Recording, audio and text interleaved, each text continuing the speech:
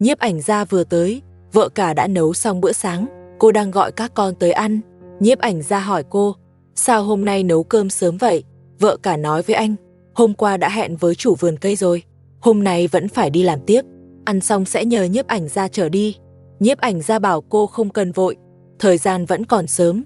Vợ cả nói, hôm nay là hái trái cây, tính tiền theo cân nặng thu hoạch, nên phải đi sớm. Ăn xong bữa sáng, vợ cả rửa sạch bát đũa, rồi dọn dẹp sơ cho các con. Sau đó dẫn các con đi, nhiếp ảnh gia còn lái xe chở họ tới vườn. Đến nơi, vợ cả bế cô con gái út, đi về phía đông người. Cô muốn tìm chủ vườn trước, xem được sắp xếp hái ở đâu. Tới nơi rồi, vợ cả phát hiện chủ vườn không có mặt, nên hỏi mấy công nhân, hỏi xem chủ vườn đi đâu rồi. Công nhân nói với cô, chủ vườn sắp xếp xong việc rồi đi. Còn hỏi vợ cả tìm chủ làm gì.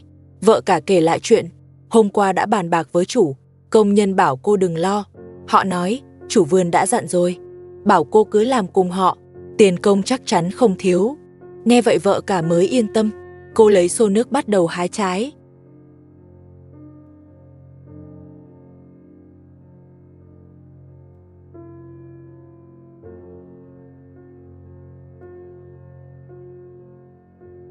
Một ông lão hái quả hỏi vợ cả, ra làm sao còn dẫn theo con, dẫn theo vậy sẽ ảnh hưởng tiến độ. Một công nhân khác cũng nói, dẫn theo con thì khó mà làm việc. Ông lão vừa nói, bảo nhiếp ảnh gia, đừng quay nữa, có thời gian thì giúp trông trẻ, để vợ cả kiếm được nhiều tiền hơn. Lời ông lão nói cũng có lý, nhưng hai đứa trẻ không hề làm chậm tiến độ, còn giúp nhặt trái rơi dưới đất. Ông lão kéo cành bẻ xuống hái, vợ cả cùng các con nhặt dưới đất. Chẳng mấy chốc đã được nửa xô.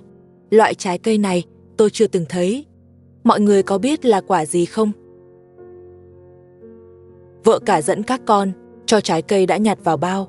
Ông lão bên cạnh tiếp tục hái. Ông lão này tính khí khá nóng. Khi hái trái, còn bẻ gãy cả cành cây. May mà chủ vườn không có mặt. Nếu chủ ở đây, chắc ông ta không được trả tiền. Ông lão bẻ cành, hái trái trên đó ném xuống đất. Vợ cả vội ngồi xuống nhặt. Loại trái này khá lạ, trông giống quả đào, nhưng cứng hơn đào nhiều. Có vẻ là lê dại. Trái trên cây đã hái xong. Lúc này, chủ vườn vẫn chưa tới. Chưa nói đến chuyện trả công, vợ cả bắt đầu lo lắng. Cô hỏi ông lão bên cạnh, sao chủ vườn chưa tới? Ông lão nói, hôm nay chủ không tới. Vợ cả hỏi, nếu không tới, tiền công thì sao? Ông lão nói, chúng tôi làm cho chủ này thường xuyên, hôm nay dù ông ấy không tới, tiền công chắc chắn vẫn có. Vợ cả nói, mình không quen chủ, nếu chủ không tới, cô biết lấy tiền ở đâu? Ông lão bảo, cô yên tâm, phía xa có một vườn rau, chủ vườn đó quen với chủ này, họ đã nói chuyện với nhau rồi. Bây giờ, cô qua vườn rau tìm ông ấy, vừa hay bên đó cũng đang cần người. Vợ cả hiểu ra, cô dọn dẹp đồ đạc, dẫn các con sang vườn rau. Tình tiết hấp dẫn thế này, đừng bỏ lỡ nhé. Ra khỏi vườn cây chưa được bao xa, họ đã tới vườn rau. Chủ vườn rau đã đứng chờ sẵn ở đó. Chủ vườn nói với vợ cả, cà tím trong vườn đã chín, cần người tới hái. Nếu vợ cả đồng ý làm, thì có thể bắt đầu ngay. Nếu không muốn, ông sẽ trả tiền làm cỏ hôm qua và tiền hái trái cây ban nãy. Vợ cả nói, mình muốn làm. Sau đó, chủ vườn bảo vợ cả đợi một lát, ông đi lấy thùng đựng cà tím. Khi vợ cả đang làm việc, chủ vườn còn tới trò chuyện. Ông nói, anh trai mình chính là chủ vườn cây. Anh ấy nói, hoàn cảnh của cô rất khó khăn, nên nhờ tôi giới thiệu thêm việc cho cô. Bây giờ xem ra đúng là như vậy. Một mình là phụ nữ, lại còn phải dẫn theo con nhỏ đi làm. Cô cứ làm việc đi, tôi sẽ trông giúp bọn trẻ. Một lúc sau, vợ cả đã hái xong cà tím. Chủ vườn lấy tiền công đưa cho cô và còn nói với vợ cả, một mình nuôi con thật không dễ, rồi lấy thêm cà tím cho cô mang về. Vợ cả không chịu nhận, nhưng chủ vườn không đồng ý. Ông nhất quyết đưa cho cô, thậm chí còn tự tay ném cà tím vào xe của nhiếp ảnh gia, bảo họ mang về. Con trai lớn trách Xô Gia, có phải cô cho ông bà uống thuốc quá liều, nên tới giờ vẫn chưa tỉnh. Xô Gia nói là hai người cùng làm, chứ không phải mình cô. Cô còn nói với anh quá nhát gan rồi, bảo anh đi trông song sinh, còn ông bà sẽ không sao đâu. Con trai lớn nói, anh lo nhất là ông bà, dù sao họ cũng là bố mẹ anh. Anh bảo Xô Gia ra xem thử. Xô Gia ra sân gọi lớn ông bố chồng. Ông bắt đầu có phản ứng. Ông nói đầu mình rất đau, bảo Xô Gia lấy cho cái khăn ướt để lau mặt. Xô Gia nói, muốn lau thì ông tự đi lấy. Con trai lớn định đi lấy, Xô Gia chặn lại, bảo anh đang bế song sinh, làm sao có thời gian. Lúc này, Xô Gia đã nắm được nhà lớn, nói chuyện cũng có khí thế hơn. Cô còn đá văng giày của ông bố chồng, rồi ngồi chờ ông bà tỉnh lại.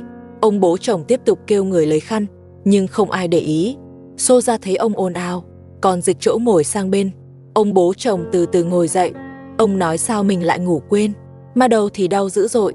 Con trai lớn nói, có thể ông quá mệt nên ngủ, đầu đau là do chưa nghỉ đủ, khuyên ông ngủ thêm chút nữa. Ông bố chồng nói không đúng, ông uống trà rồi mới ngủ, có phải trà có vấn đề không? Ông bố chồng cầm gậy gõ bà mẹ chồng, bảo bà dậy xem chuyện gì xảy ra, sao hai người lại ngủ mê thế này. Bà mẹ chồng bị đánh thức, bà nằm dưới đất kêu đau đầu, nói không ngồi dậy nổi. Con trai lớn nghe vậy, bảo Xô Gia nghĩ cách giúp họ xử lý cơn đau đầu cho ông bà. Xô Gia nói, đau đầu không nghiêm trọng, nằm một lúc là ổn thôi. Con trai lớn dù sao cũng là con ruột, nên rất lo cho ông bà. Anh giao song sinh cho Xô Gia, rồi vào bếp lấy nước lạnh, cho bà mẹ chồng rửa mặt, tỉnh táo lại. Bà mẹ chồng ngồi dậy rửa mặt, bà hỏi đã xảy ra chuyện gì, sao mình lại ngủ quên, mà đầu đau dữ vậy. Con trai lớn nói, không sao đâu, rửa mặt xong là đỡ. Bà mẹ chồng rửa xong, lại hỏi ông bố chồng, hỏi vì sao mình ngủ quên. Ông bố chồng nói, ông cũng không biết, ông còn muốn hỏi bà. Con trai lớn nói, hai người chỉ là quá mệt, nếu còn buồn ngủ thì vào phòng nghỉ tiếp. Ông bố chồng nói, không phải do mệt, chuyện này chắc chắn có vấn đề. Ông bố chồng nói, đầu mình đau dữ dội.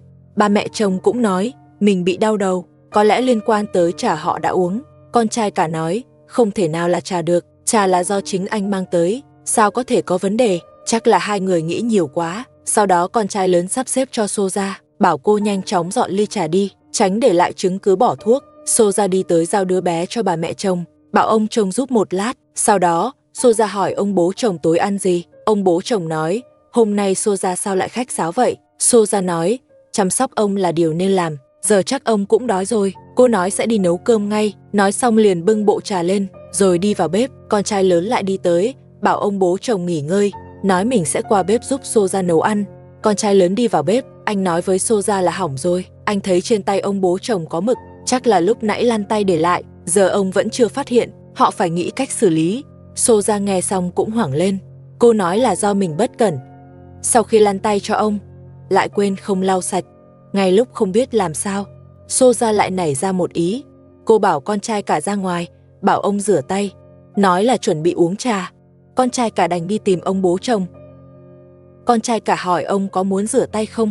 Ông bố chồng nói, chưa tới giờ ăn, rửa tay làm gì. Con trai cả nói Xô Gia lại pha trà cho họ, uống trà mà không rửa tay, sao? Ông bố chồng nói, mình không rửa, còn bảo con trai cả đừng làm phiền.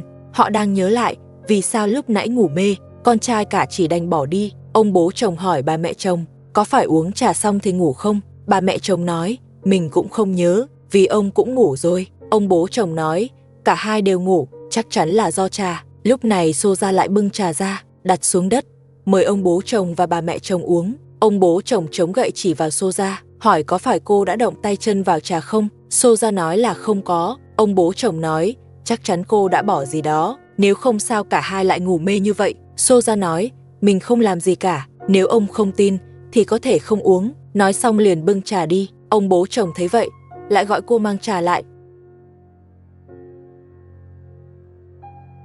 Ông bố chồng vừa uống trà, vừa nhìn thấy mực trên tay, ông đưa tay cho bà mẹ chồng xem, hỏi đây là cái gì. Bà mẹ chồng nói, nhìn giống mực, hỏi ông có viết chữ không. Ông bố chồng nói, dù có viết, cũng không thể dùng tay trái. Xô Gia lo chuyện lăn tay bị lộ, liền đi tới nói với ông, nói đó không phải mực mà là đất, rửa tay là sạch ngay. Bà mẹ chồng hắt nước về phía Xô Gia, nói ông không ngu, trên tay rõ ràng là mực. Ông bố chồng bắt đầu chất vấn Xô Gia, hỏi cô đã làm gì khi ông ngủ với ông. Xô Gia nói, mình không làm gì. Ông bố chồng nói, chắc chắn là cô làm, bắt cô giải thích rõ, vì sao tay ông lại có mực. Xô Gia vẫn nói, mình không biết.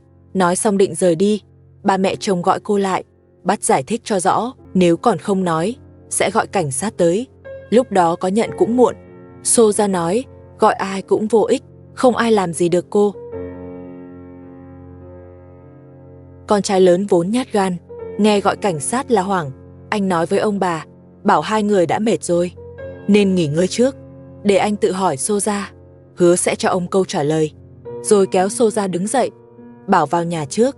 Ông bố chồng hỏi con trai lớn, chuyện Soja làm, con có tham gia không? Con trai cả nói là không.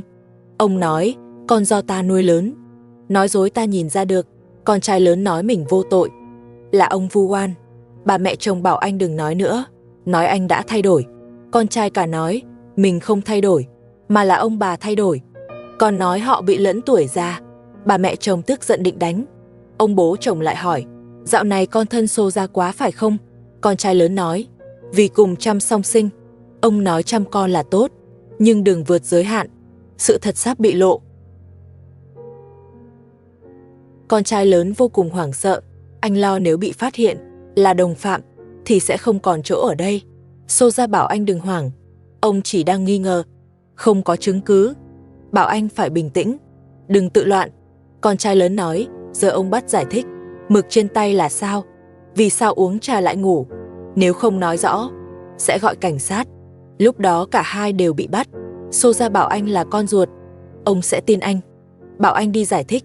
Con trai lớn nói không thể. Ông không hề hồ đồ, chỉ cần nói dối là bị lộ. Soja nói, dù sao hai người chung một thuyền, cô gặp chuyện anh cũng không thoát. Nói xong định đi, con trai lớn gọi lại, bảo cô đứng lại, chờ nói cho rõ. Soja dừng lại, nghe con trai lớn lên tiếng. Con trai lớn nói, hay là nói với ông bố chồng, mực trên tay ông là do song sinh cầm bút vẽ lên. Soja nói, song sinh mới bao nhiêu tuổi, làm sao làm được chuyện đó? Con trai lớn nói, nếu không nói vậy, thì anh thật sự không biết giải thích thế nào. Anh bảo Soja mau nghĩ cách. Ông bố chồng vẫn đang đợi ngoài kia. Soja nói với anh, cứ nói là anh vẽ, kể cả trà uống cũng là do anh pha. Hai người bắt đầu đùn đẩy trách nhiệm. Bà mẹ chồng bước vào, bà hỏi con trai lớn, có phải Soja đã lan tay ông bố chồng không? Soja nói bà mẹ chồng nói bậy, cô ta không làm gì cả, mọi chuyện đều do bà mẹ chồng tự bịa ra. Bà mẹ chồng nói, tôi không muốn nói nhiều với cô. Ông bố chồng đang đợi ngoài kia, bắt hai người cho ông một lời giải thích, nếu không, ông sẽ gọi cảnh sát tới. Đợi họ tới rồi, có hối hận cũng muộn. Bà mẹ chồng biết con trai lớn nhát gan, nên còn nói thêm. Ông bố chồng nói, nếu con trai lớn tự thú, thì ông sẽ không truy cứu nữa. Soja lo con trai lớn sẽ nói thật, nên vội chặn bà mẹ chồng lại. Cô nói họ không làm gì cả, bảo ông cứ gọi cảnh sát tới. Con trai lớn sợ hãi, anh ra sân tìm ông bố chồng giải thích, nói ông uống trà rồi ngủ là vì quá mệt, còn mực trên tay là đã có từ trước khi uống trà, chỉ là ông không để ý. Ông bố chồng nói với anh, ta nhìn ánh mắt con là biết con đang nói dối. Soja định lấy việc làm che đậy lỗi lầm. Ông bố chồng nói, ta đã cho cô 1 ngày rồi, là cô không biết trân trọng. Nếu còn không nói thật, ta sẽ gọi cảnh sát tới thật. Soja nói, không hiểu ông đang nói gì. Cô chỉ đang làm việc theo lời ông dặn, dọn xong sẽ để ông kiểm tra. Ông bố chồng nói, ta không nói chuyện dọn nhà, mà là chuyện cô bắt ta lăn tay. Soja nói, không có chuyện lăn tay. Còn nói, ông già rồi nên nhớ nhầm. Ông bố chồng nói, dù ta già, nhưng không có ngu, chuyện hôm qua sao có thể quên. Con trai lớn nói với ông, chuyện này chẳng phải đã giải thích xong rồi sao? Hoàn toàn không như ông nói. Ai có thể cầm tay ông lăn giấu? Hơn nữa, trong nhà có giấy tờ gì cần lăn tay? Ông bố chồng nói, Soja nhòm ngó nhà lớn. Không phải ngày 1 ngày 2, vì chuyện nhà, cô ta còn lén lấy giấy nhà của ta. Nếu không cần chữ ký chủ hộ, nhà lớn đã đứng tên cô ta rồi. Lần này lấy dấu tay của ta, chắc chắn cũng liên quan việc đó. Nếu Soja không nhận, ta sẽ giao cô ta cho cảnh sát. Bà mẹ chồng bảo ông bố chồng gọi điện ngay, bảo cảnh sát tới ghi chép. Nếu sau này có giấy tờ mang dấu tay của ông, thì lập tức vô hiệu. Ông bố chồng nói từ sáng tới giờ, ta không tìm thấy điện thoại, không biết nó ở đâu. Ông bảo con trai lớn lấy điện thoại cho ông, để ông dùng tạm. Con trai lớn nói, điện thoại mình hết pin, đang sạc, sạc xong sẽ đưa ông. Bà mẹ chồng nói, hôm qua chẳng phải anh sạc cả đêm, sao giờ lại hết pin? Con trai lớn nói, máy bị hỏng pin, định mang đi sửa. Ông bố chồng bảo anh đừng nói nhiều, mau mang điện thoại ra đây, ta chỉ gọi một cuộc. Con trai lớn nói, không gọi được, máy không lên nguồn. Ông bố chồng nói, giờ anh cũng chống lại ta nghi anh đã thông đồng với Soja, chuyện lan tay anh cũng có phần. Soja nói, hoàn toàn không có chuyện lăn tay. Tất cả đều do ông tự nghĩ ra. Bệnh lẫn tuổi già của ông lại phát tác, bảo con trai lớn lấy thuốc cho ông uống. Cho ông uống thuốc, ông bố chồng nói, ta không bị lẫn. Soja nói, ông chính là bị lẫn rồi. Nếu không sao suốt ngày nói bậy, còn vu oan cho tôi, nói tôi cướp căn nhà lớn. Soja nói, ông bố chồng đã bị lẫn tuổi già, lúc nào cũng nghĩ người trong nhà hại ông. Con trai lớn cũng nói, ông bố chồng quá đa nghi, gia đình đang yên ổn, cũng bị ông làm loạn. Đúng lúc này, bà mẹ chồng lại đứng ra banh ông. Bà nói, ông bố chồng không hề lẫn. Ông bố chồng nói, biết mọi người đều nhắm vào căn nhà, ai cũng mong ông bị lẫn. Con trai lớn nói, mình chưa từng nghĩ tới căn nhà này, vì anh ta đã có nhà riêng rồi. Bảo ông đừng suy nghĩ lung tung nữa, mọi chuyện đều do ông tự tưởng tượng ra. Nói xong liền quay vào nhà. Soja cũng định đi theo. Ông bố chồng gọi cô lại, hỏi có phải cô lại bàn với con trai lớn cách đối phó với ông không. Soja nói, ông đã lẫn rồi, còn đối phó làm gì nữa. Ông bố chồng nổi giận. Soja nhiều lần nói ông bị lẫn, ông không thể nhịn thêm được nữa. Ông nói với Soja, dù ta có lẫn thật, ta cũng không giao căn nhà cho cô. Trước khi lẫn, ta sẽ đuổi cô đi, để cô chẳng được gì cả. Ông bố chồng trút hết cơn giận. Soja thấy ông định ra tay liền sợ hãi. Cô gọi con trai lớn tới giúp. Anh ta lập tức chạy ra, vội vàng can ngăn. Con trai lớn nói, chân ông còn chưa khỏi, sao ông lại đứng dậy? Ông nói, vì bị hai người làm tức. Con trai lớn hôn lên tay ông, nói chân ông đỡ hơn là nhờ Soja. Chính Soja làm ông đứng dậy được. Ông bảo anh cút đi, rồi lại lao vào Soja, nói gia đình thành ra thế này đều do Soja gây ra, không đuổi cô đi sẽ không yên. Con trai lớn khuyên ông qua bên kia nghỉ, nói sẽ tự đuổi Soja đi, bảo ông chờ tin tốt. Sắp xếp xong ông, rồi anh vào tìm Soja. Anh nói muốn xóa nghi ngờ của ông, thì Soja phải lấy một tờ giấy trắng, viết vài chuyện không quan trọng, rồi dùng mực in dấu tay, nói là ông bố chồng làm. Anh sẽ giúp cô nói đỡ vài câu, như vậy ông sẽ bỏ qua. Còn giấy tờ nhà, cứ giấu đi trước, chưa phải lúc mang ra. Con trai lớn cũng bắt đầu thay đổi, vì Soja, anh ta lừa cả ông và bà mẹ chồng.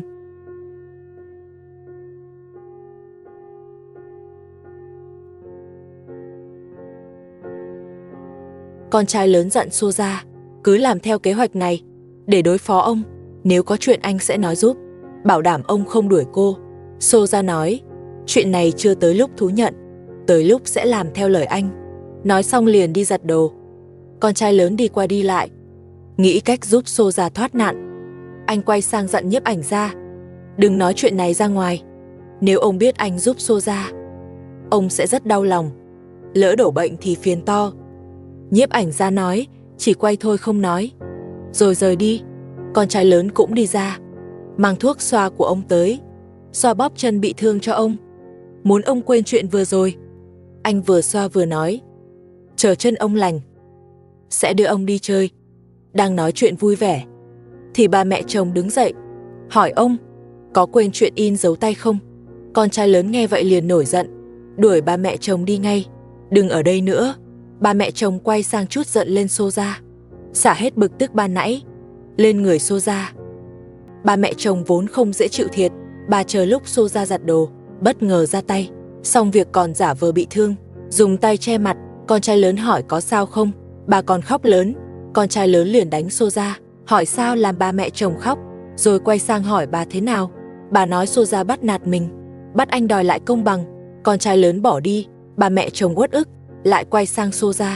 Bà ra tay rất nhanh, túm khăn trùm đầu của Soja, ấn đầu cô vào chậu giặt, vứt quần áo ướt lên đầu cô, rồi vừa khóc vừa bỏ đi. Không rõ lần này bà có giả vờ không, chỉ còn Soja ướt sũng đứng sững tại chỗ.